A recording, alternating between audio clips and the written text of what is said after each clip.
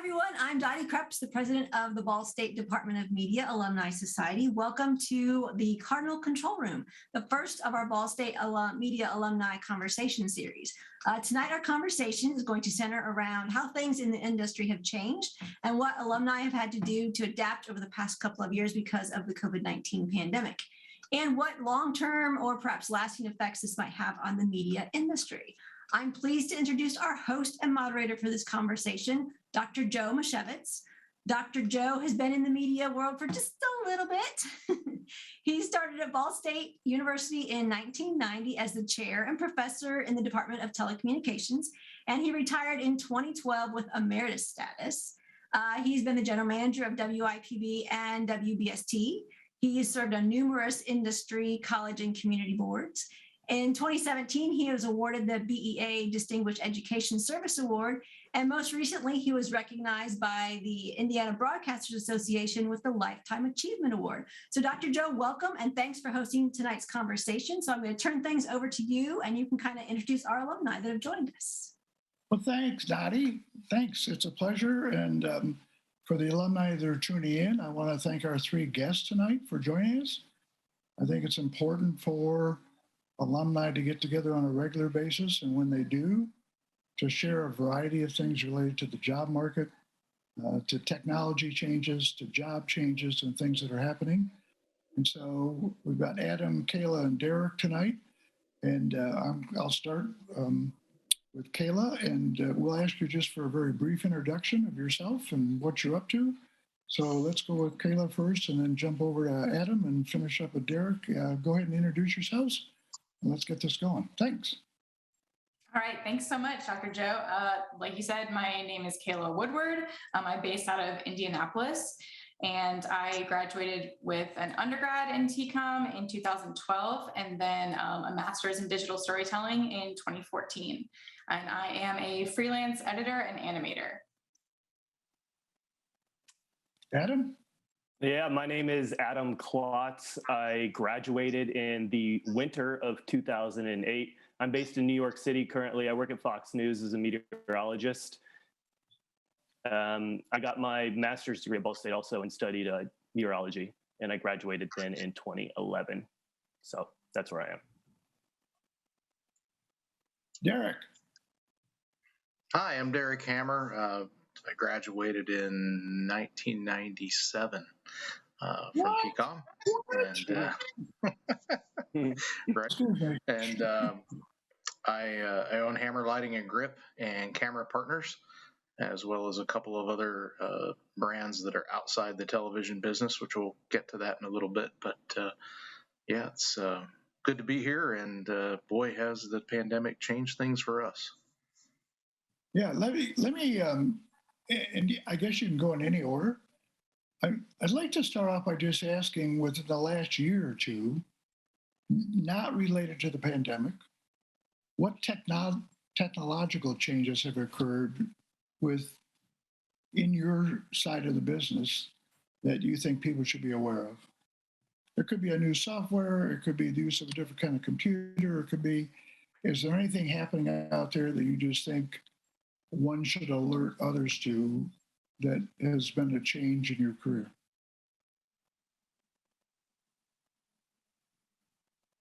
I would say for us, in the the lighting side of the industry is kind of on the tail end of a really big change, a big hump of LED technology really started penetrating the television lighting business, I would say, close to 10 years ago now, but it's 5 years ago, it really hit a breakneck pace, and we've seen that slow down. I think the pandemic kind of helped that, and I say helped because I think a lot of the manufacturers realized that, the stage and theatrical side of the industry had LED fixtures for a while.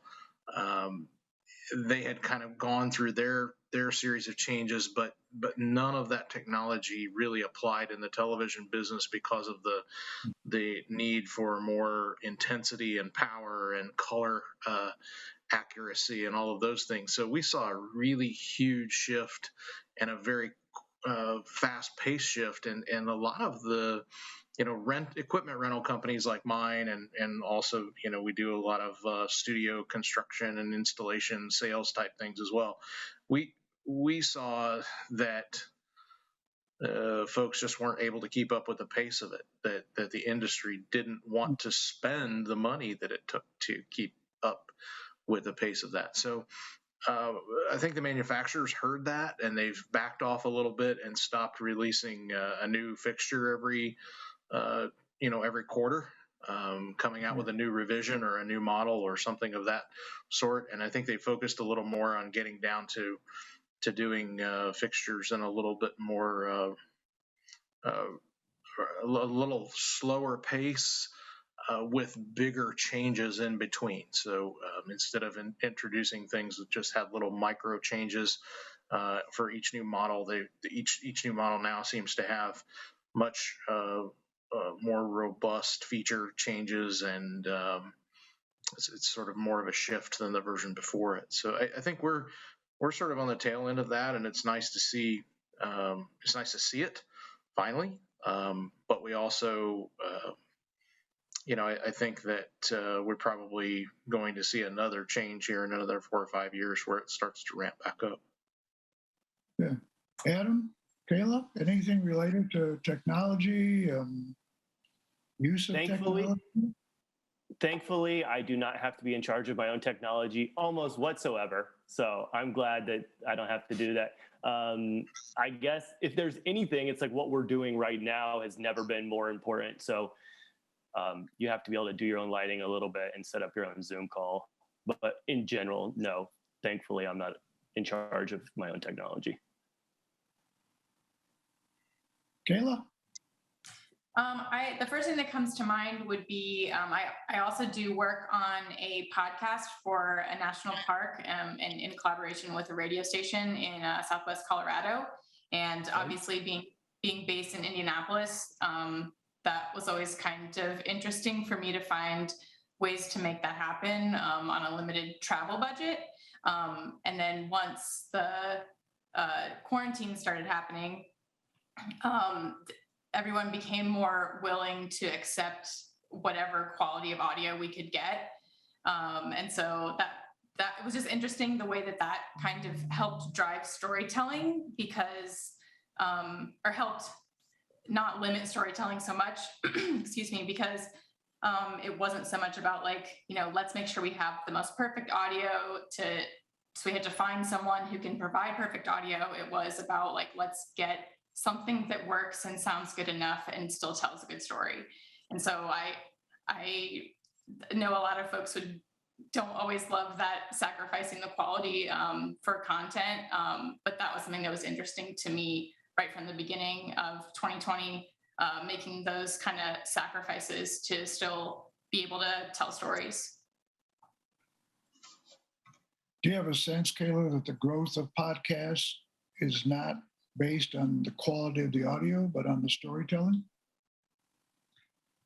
Definitely. I think that over the past maybe even 3 years, I feel like I hear less and less people say oh, I can't listen to that podcast because it just sounds so amateur.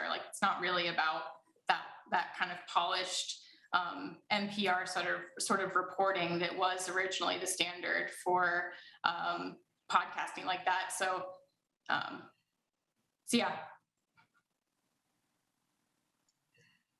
Adam, when COVID hit, what changed in your career path? What changed in your work schedule? What changed in how you did things?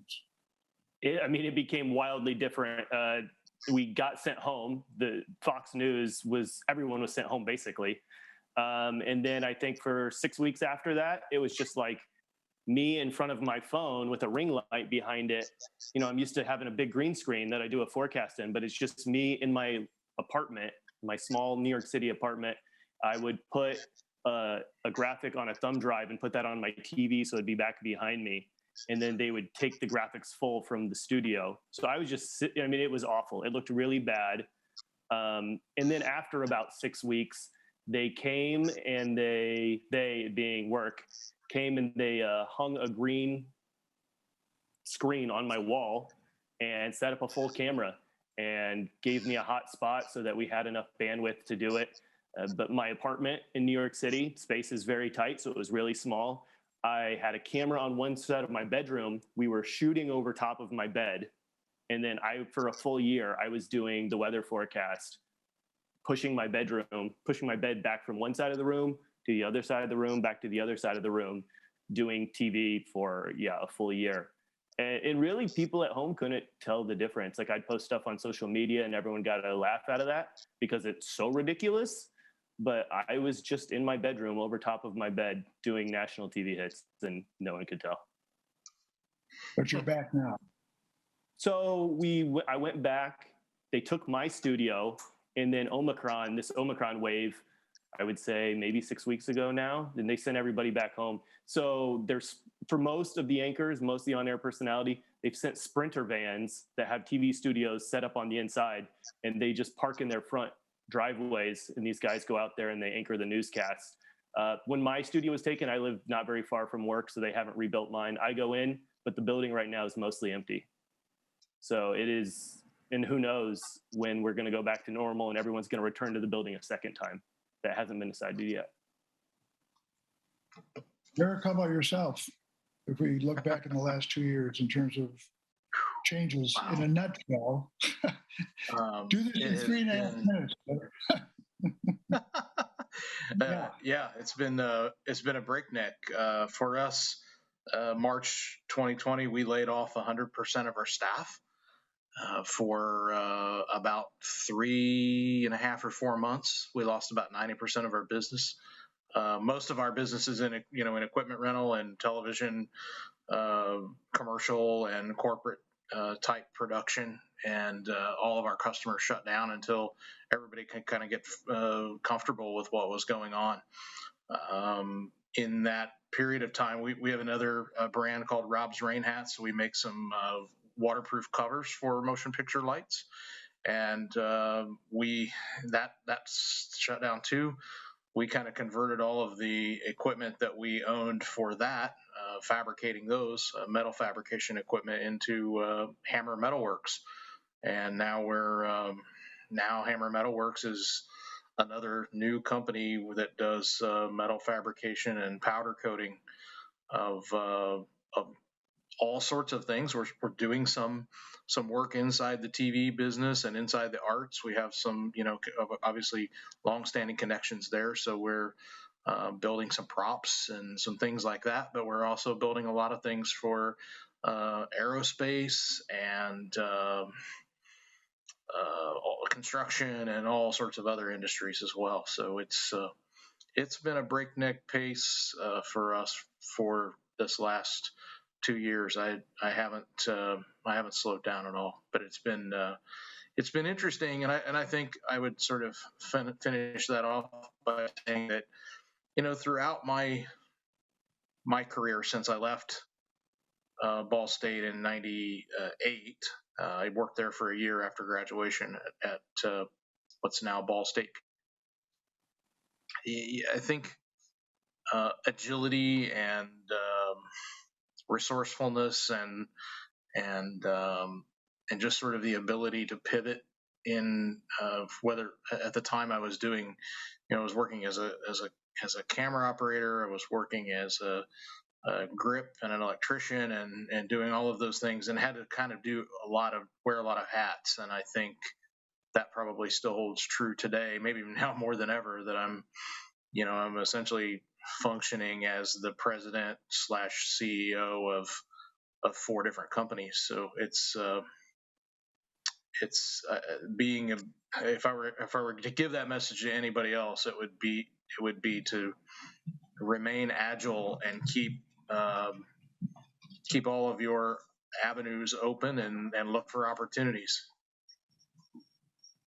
Kayla, how about yourself in terms of the change in work environment or working with people for the last couple of years?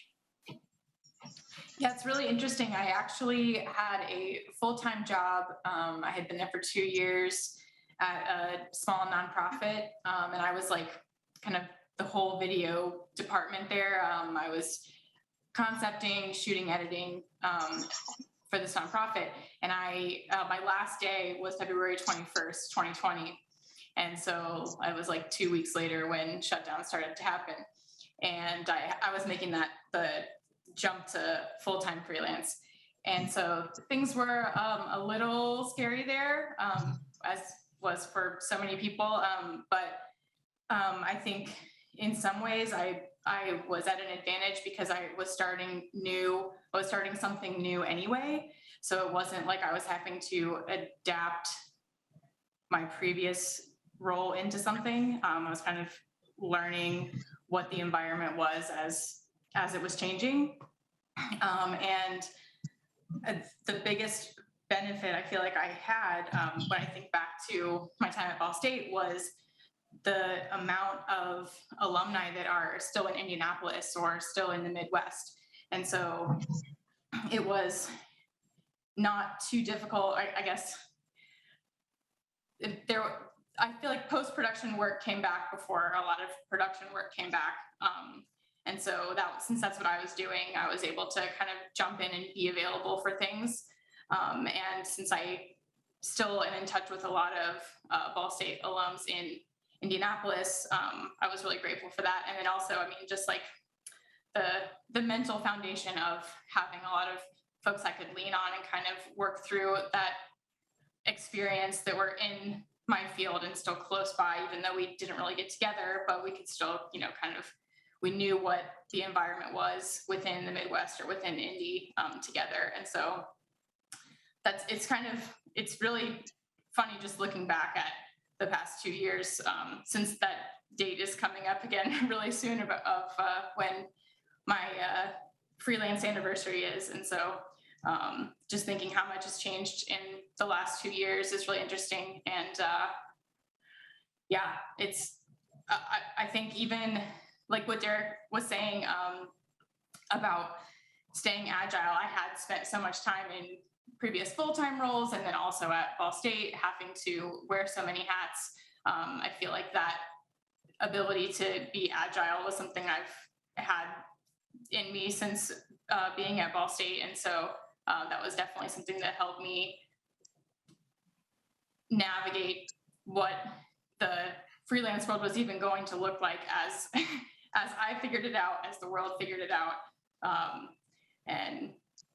So I'm still, it's picked up pretty heavily for me. My work's picked up a lot since like the summer of 2020. And I'd say it really hasn't slowed down much, just because I think a lot of clients have learned that the limitations that still exist for production can kind of be compensated for with 2D animation, explainer type videos. And so that's equal. I feel like it's equal parts me editing stuff that's actually been shot or creating stuff 2D animation wise to tell stories.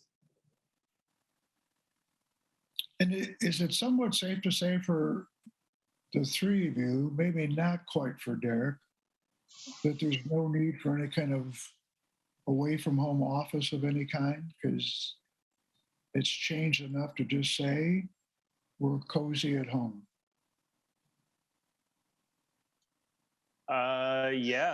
People are at home. Most of the people are at home for us. So I don't think anyone who's watching cares about that anymore whatsoever. And I see video quality get in our like morning newscast that we do, whether it's an interview guest or sometimes it's even been me. The audio is not necessarily always as good, and the audience has been really forgiving of that because they're going through this just like we are. That's been my take on it. And are you still moving your bed around?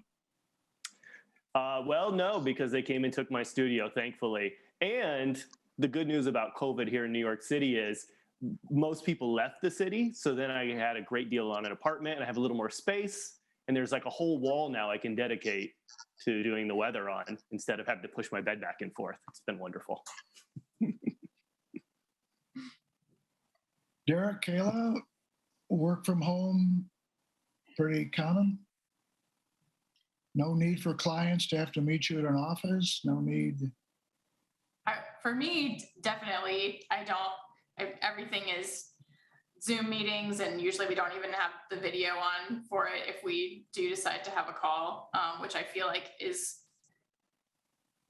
interesting. Even when we were doing Zoom meetings before 2020, I feel like they were very long, and people have realized how much you can condense into whether it's like a Slack channel or a better email thread or not having your video on. I feel like it's really changed a lot.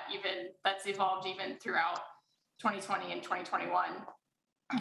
But yeah, for me, I think one of my favorite things about working from home has been that my neighborhood has fiber internet. And so we made the jump to fiber. And so now I have the fastest internet, and I can't imagine going back to working in an office because I can't imagine that I would have internet as fast as I do at home. Yeah. Bandwidth. Yeah, go ahead. Sorry, go ahead. Bandwidth for me, it's not. It's. I haven't had. I've worked from home one day in the last 2 years, so I have gone to the office every day. Sometimes, a lot of times by myself in the beginning of all this. I'd say the positive that's come out of it for me is that I'm getting a lot more done because of the Zoom meeting revolution of things that I don't have to leave my office for in-person meetings as much, so I'm able to pack a lot more into a week. And I was I've during I had a 5-year tenure as the council chairperson for Production Equipment Rental Group, which is a trade association for rental companies. My final year of that 5-year stint was 21. So in the first 3 years of that, I was traveling to other cities to meet in person with the council, 5 or 6 trips a year. And all of that has gone away, and we're doing all of it virtually now. Which hasn't necessarily been great. I think that, it's been great from the perspective that I'm not having to travel as much, so I get more done. It's not been as nice because all of those things that happen when you're not on the Zoom call, when you're not in the meeting, that you spend time with others, socializing and talking about the industry and, sort of the stuff that happens when the camera's off, so to speak, that's missing now, and I miss that part. And I think that the advantages of being a part of the trade association and doing all those things have kind of been lost. Do you have a sense, Derek, that the savings in not having to travel are going to win out long term? I like what you said about trade associations, because having been involved in those myself, it was often the time away from the meeting room socially, when you got to know some other people around the country and got to work with them. But I also hear from quite a few people now that, you know what, we don't need to all fly to the city anymore. We can take care of a lot of it just like we're talking now. And so that'll save our company and us a lot of money. That's cool. I think that the core amount of work that's getting done is probably, I think the, let's say, work per dollar spent is probably greater. It's a little more focused, and I think folks are just getting down to the nitty-gritty details and getting things done in those meetings, and then moving on and getting back to their normal work. But I still think that, at least from my perspective and that of quite a few of my colleagues, we're still ready to start getting back together and meeting again. I think that I just don't think that there's any substitute for that in-person personal relationship meeting and talking when, everybody goes out to dinner after the meeting's over, or we have a meeting where we got all of our membership together in a restaurant and everybody sat around and talked about things. A lot got done there too, and a lot of that drove other things that the organization ultimately ended up taking on as projects, and you kind of don't hear about that when you don't have that sort of personal one-on-one discussion time with others. The sort of free thinking portion of that. I'm kind of curious for all three of you what the COVID situation has done to what you would call your work-life balance. I wish I could define that better, but work-life balance. Well, okay. Yeah, you don't have to go someplace 8 or 9 hours a day. You can just kind of hang on your bed and then move the bed away and do a screenshot. I mean, Yes. That's actually right, because I'll do one weather forecast an hour, and it's kind of nice when it's football's on a Sunday and I can go in my living room and watch football for a little while with my computer on my lap, kind of keeping things updated, and then go back over there. In some ways, it was great for work-life balance. That first summer of 2020, the years all blur together. But yeah, that was, even though everything was kind of shut down and it was scary, in another way, it was kind of great because I never felt so untethered from my office, which was incredible.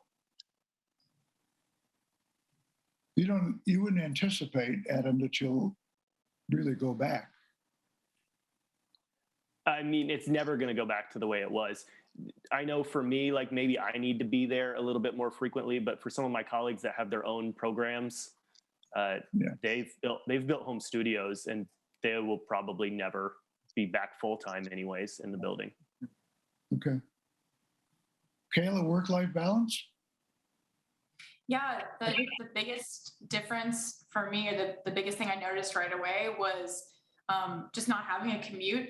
I mean, my commute wasn't really long in the full-time job I had before, but it was still, like an hour of my day total that I was getting back to do anything else besides be in a car, or, when you get caught late doing something in the office, like even if you have to work late, it's nice that at some point when you're done, you just shut off your machine and you walk away into your living room or whatever.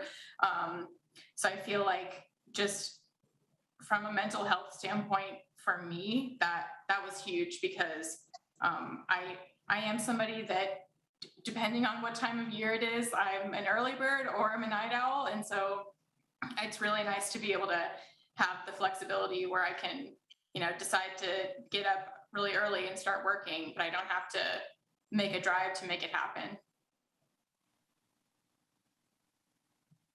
Derek, what about yourself? I'm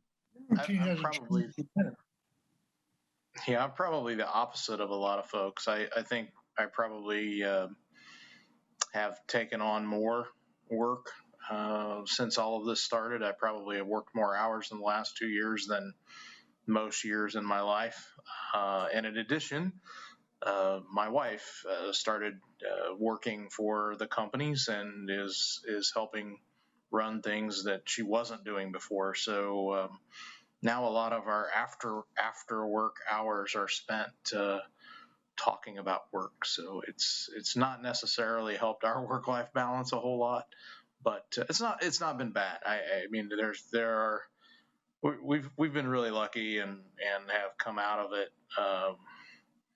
a lot better off than I thought we would be on some days early on and all of that. But it definitely has it's changed things dramatically. And I'm curious to know from the three of you, I'm trying to think of the word camaraderie, teamwork, getting together with the team to put out a product. And yet, for the most part, most of you are doing all that just like we're doing it now on a screen. Does that impact you personally, bother what you think is the team, or is it just now being considered the new normal and way to do things? I know I personally miss it. We would go out sometimes, like some of the other on-air talent, and after a shift, we would go get drinks or go get dinner, and over the last 2 years, some of them have left, and I never saw them again. They've moved on in their careers, and it's been strange because I felt, at least at times, fairly close to some of these people, and I still miss it. I go back into the office now, but it's not quite the same as it was.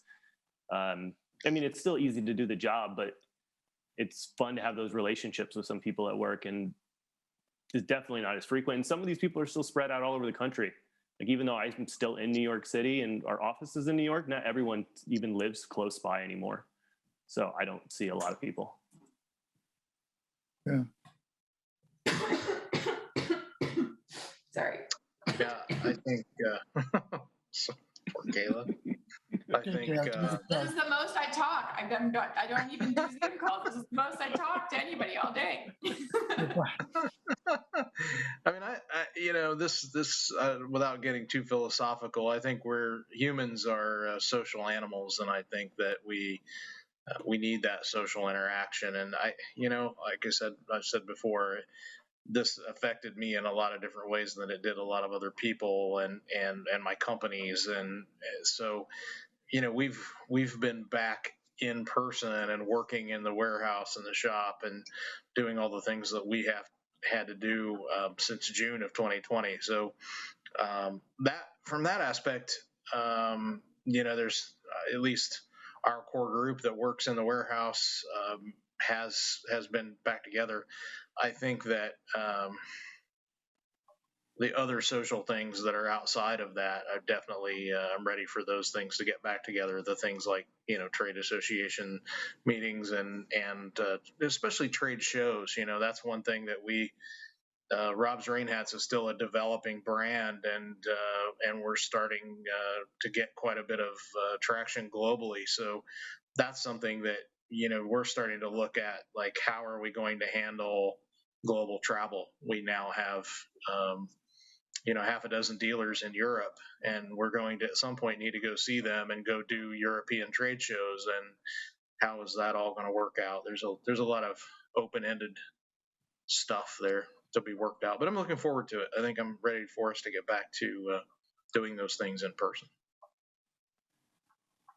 And Kayla, you're quite cozy without having to check into an office, and your clients are fine working with you directly like this.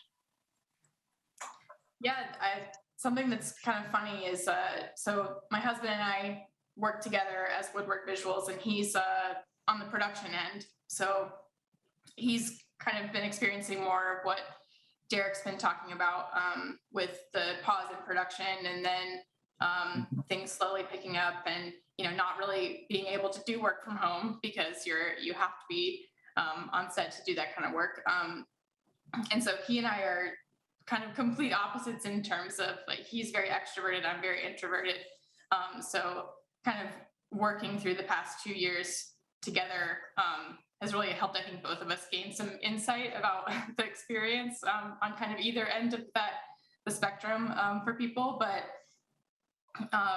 a lot of the work that we do, he does the production side, and then I'll get the post. And so he has met so many of our clients in person, and I don't know what any of them look like, because sometimes they have profile pictures on their Gmail, sometimes they don't. And so and they don't know what I look like. And so we've been at a couple of events. Like I edited a documentary with another Ball State alum.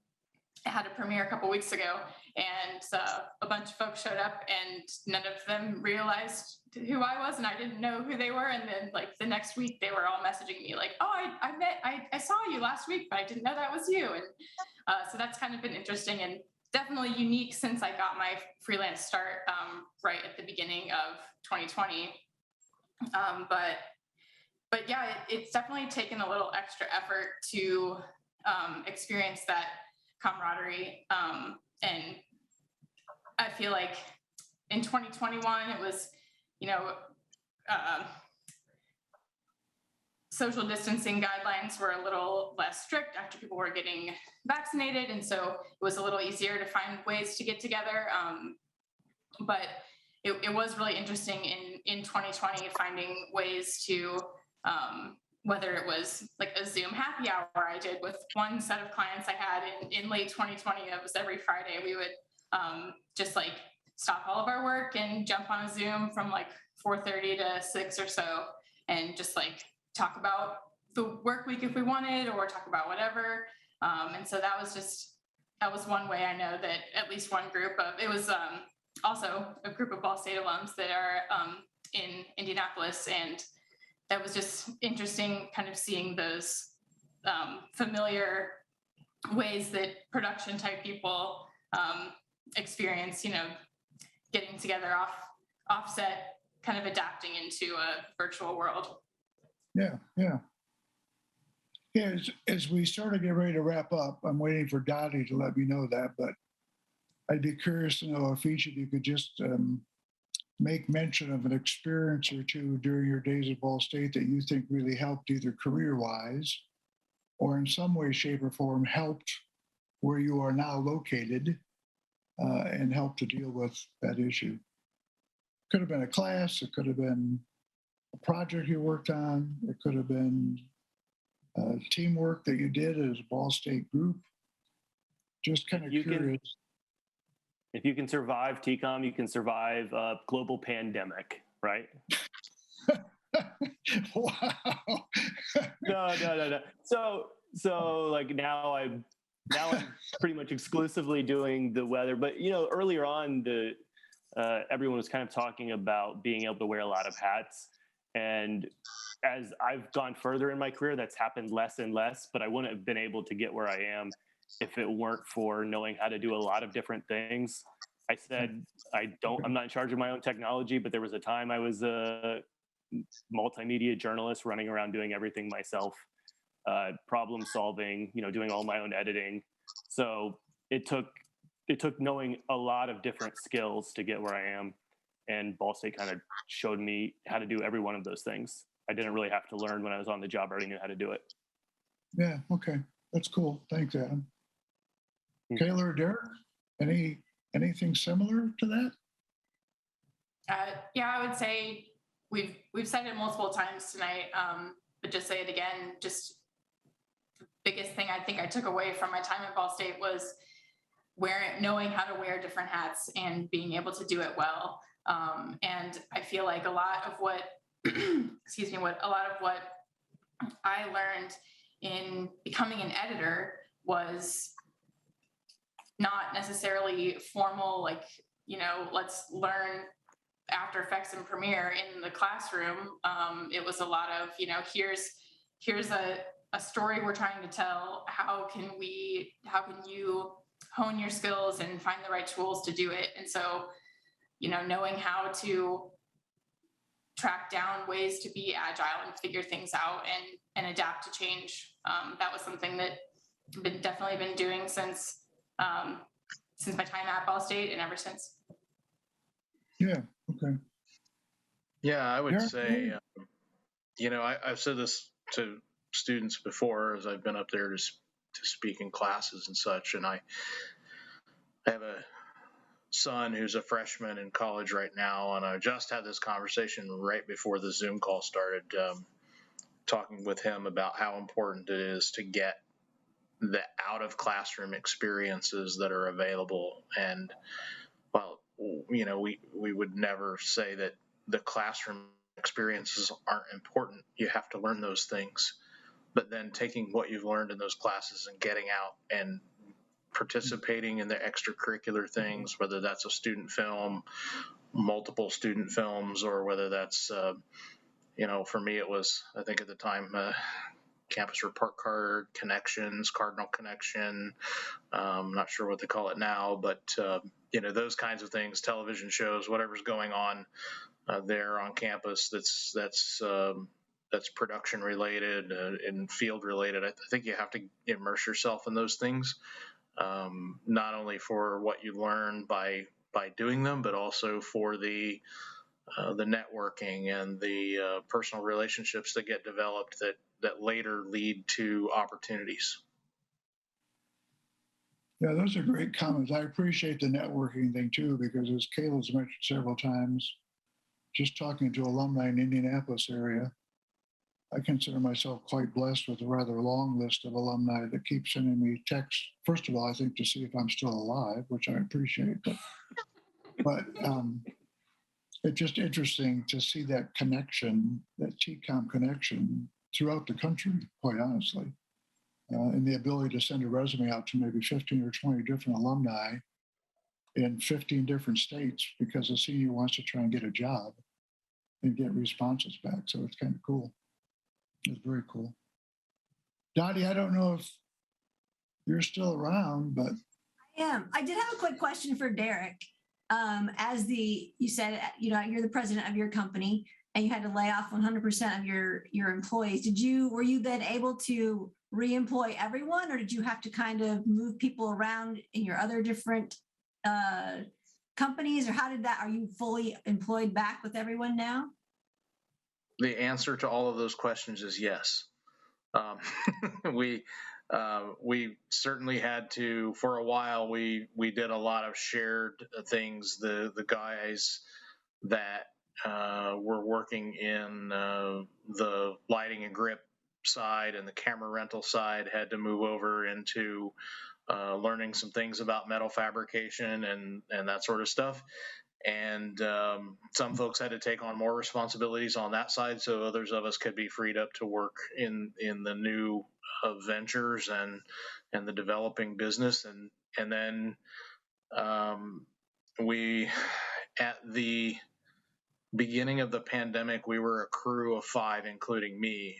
Now we're at 12, including me. So we've grown significantly in all of that, and expect that probably before the end of the year we'll be a crew of 15. So we'll have triple the number of employees that we had 2 years ago. So it's brought on a whole new set of fun and interesting problems, space and parking and benefits and all of those things that go along with owning a company that are completely unrelated to television production. So are there any last comments about what you think the long-term effects will be for the industry? You're all in different aspects of the industry. So any long-term effects that you can see that you think will be there for a while? Well, I think the idea that we're all willing to be a little bit more remote isn't going to go anywhere. Willing to do the job from more unique locations from further away. That's permanent. They're going to try to get us back maybe a little bit, but it's never going to go back the way it was. Kayla or Derek? I would say it's interesting. I mean, like I said, I'm still relatively new to the freelance editing world and kind of figuring it out as it's developing. I feel like, at least in my experience, because my clients have had to think so critically about what they're doing with the budgets they have, they are better at setting intentions for the materials that they're wanting to put together. So I feel like I hope that's something that continues and continues to evolve in a good way, because I feel like at least over the past year or so, the approach to projects I've been doing has been more concise and clearer because it's very clear what they're trying to communicate. Something that I do hope maybe eventually goes away is having to edit, and no offense to this production, but just editing Zoom calls together is something that I get a little tired of doing, because I do like working with, properly lit footage from like a full production. I'm not, I think there are a lot of things that have changed, and I think some for better and some for worse. I think that we're going to see the studio production stuff's going to going to definitely change, and a lot of those folks are not going to go back to doing it the way they were before.